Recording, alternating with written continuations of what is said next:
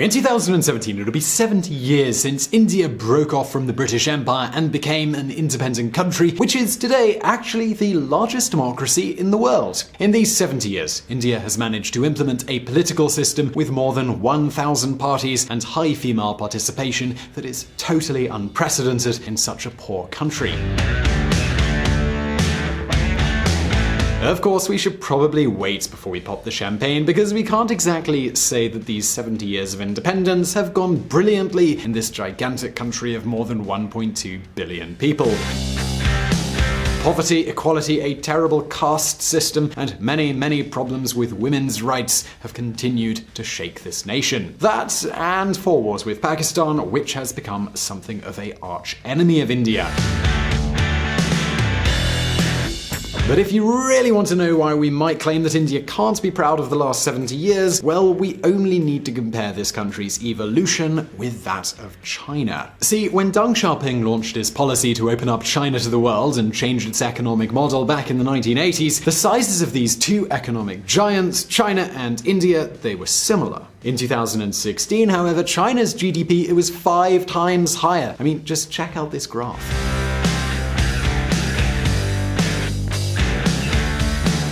And not only that, these differences repeat in practically every statistic, social and economic. And how about another example? Well, while China's illiteracy rate affects less than 4% of the population, in China almost 1 out of every 3 people can't read or write.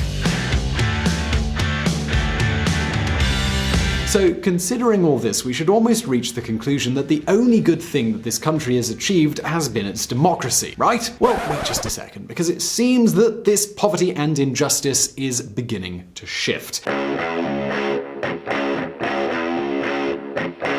More and more experts are betting that the 21st century will be, above all, India's century. That is to say, that in the next few decades, we'll witness how this country emerges from the developing world to become an economic superpower. Many companies, such as Amazon and Apple, are already betting on this transformation and are paying close attention to this huge market. They understand that if expectations are met in the next few years, we could see one of the biggest business opportunities in history. And it's not just companies. The Delhi government's own expectations are so high that they expect this country's transformation to be at least as impressive as that of China in the coming decades. For this reason, they want to be prepared. They are contemplating, for example, building 250 airports, 6 new macroports, and creating more than 150 million new and accessible homes in the next 10 years alone. In other words, everything indicates that we may see India's takeoff, which, well, that's got to be a good thing, right? Well, do keep one thing in mind, and that is that Beijing doesn't like this. They don't like it at all.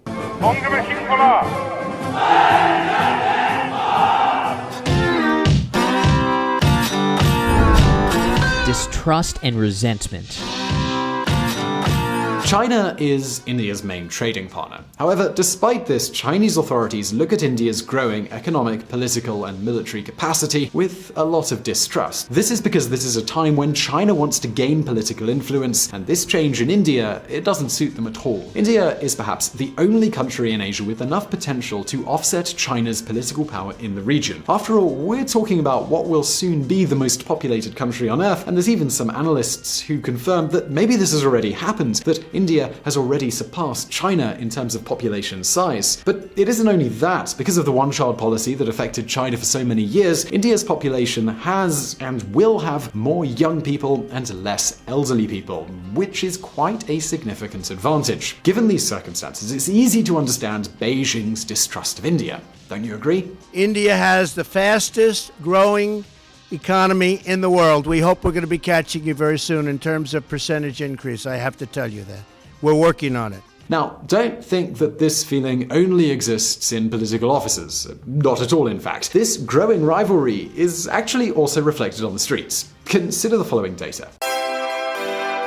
According to a survey published in 2016 by the Pew Research Center, only 1 in 4 Chinese people have a favorable opinion of India. And in India, things are not more encouraging. 7 out of every 10 are worried about Beijing's military drive and believe that China's economic influence is hurting them. In other words, it seems that both China and India's populations know that their neighbors are also their great rivals.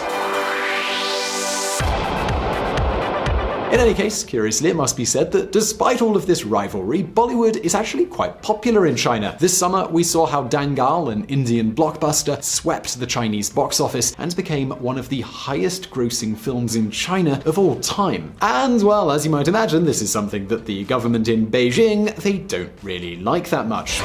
In terms of soft power, India has done better than China. Although India's economy is not as developed, they have put a huge emphasis on promoting their culture. Jiang Jinghui, director of the Southeast Asian Research Institute at Peking University. Well, anyway, it would be great if all tensions occurred in, let's say, such a peaceful way, but unfortunately that is not the case.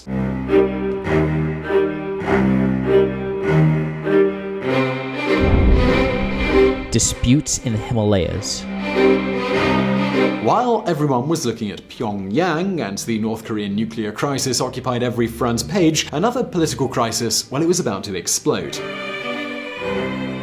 It happens in the Himalayas, more than 4,000 meters above sea level, in one of the most remote places on Earth, the Doklam plateau. In this place, between June and August, one of the most serious political crises between China and India in the last 55 years occurred, when Chinese troops invaded northern India. See, on June the 8th, 2017, a squad of Chinese border guards and a construction team entered a territory that is disputed between China and the small, closed Kingdom of Bhutan. Yep, that is Bhutan, the country with the highest gross national happiness. And yes, that is something we will certainly be discussing in a video someday. But, well, the fact is that the Chinese units destroyed several bunkers owned by the Bhutan Royal Army, and they began to build a road. However, since Bhutan's protection has been in India's hands since the 1940s, Indian troops arrived on June the 16th and blocked the road's construction. So far, a pretty typical border conflict. However, tensions, they didn't dilute, they actually increased, and the discussions between Beijing and New Delhi, well, they became quite tense. Chinese state media began to threaten the Indian government with serious consequences. China and India are dangerously close to military conflict in the Himalayas. Now, at this point, you might be wondering, well, why on earth was a land that is practically frozen for most of the year given such importance? Well, on the one hand, it seems that Xi Jinping's government wanted to test India and punish them for, well, a bunch of things. For their relationship with the Dalai Lama and with Tibet, for their growing ties with Washington, for their relations with Pakistan, and so on. And with regard to India, because China's control in this area, with its military presence and new road, would put China within a stone's throw of the Siliguri Corridor, a narrow strip of land considered strategic because it connects 7 of the states of northeast India with the rest of the country. This is something you can see well on this map.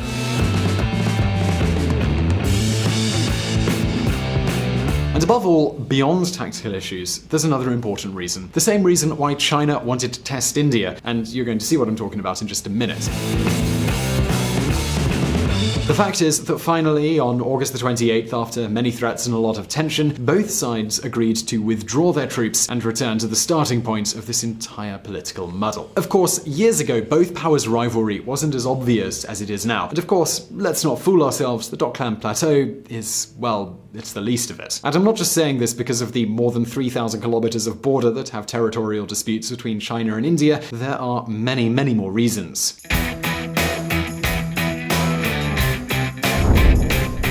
A national strategy. Given the possible emergence of India as a superpower, the Chinese government have adopted a strategy, and that's to surround it. And yeah, it's pretty much exactly what it sounds like. In recent years, China has tightened its ties with Pakistan in exchange for $60 billion in infrastructure, especially to connect both countries, including a strategic port in Gwadar that China will operate until at least the year 2050.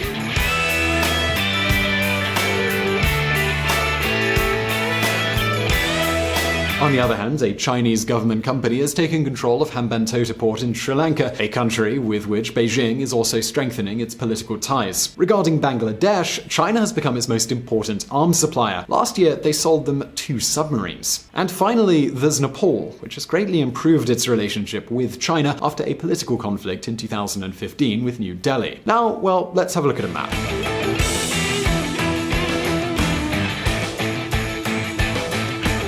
You see, India is surrounded.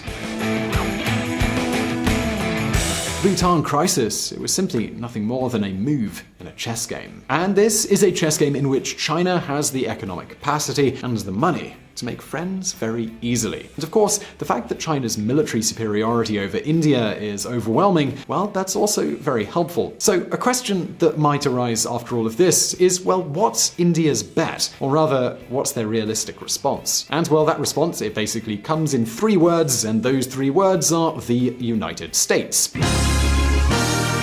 Yep, as you heard it, in recent years, relations between the United States and India have become pretty close. See, between 2009 and 2016, bilateral trade has doubled, and the sale of military equipment from the United States to India has multiplied by 50.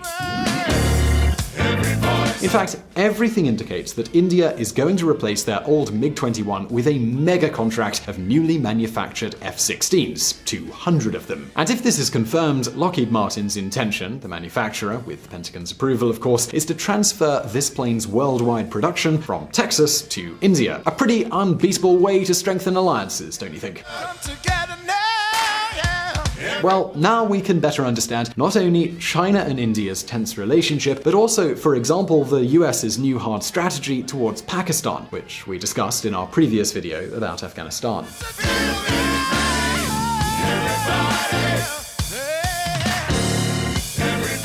And of course, all of this starts based on a premise that India will emulate the economic success that China has achieved in recent decades. Narendra Modi, the popular Indian Prime Minister, of whom we already talked about, is leading many changes, but not as many as the country needs. But that is a discussion we can leave for another day. And now we want to know, do you think China will succeed in beating India? Well, please do leave your comments in the comment section below. And don't forget to subscribe to our channel for brand new videos every Monday and Thursday. Also, do not forget to check out our friends at the Reconsider Media podcast. They provided the vocals in this episode that were not mine. And well, if you're looking for something else to watch, please do check out my brand new channel, Biographics, where we do biographies of notable people from the past and the present. And as always, thank you for watching.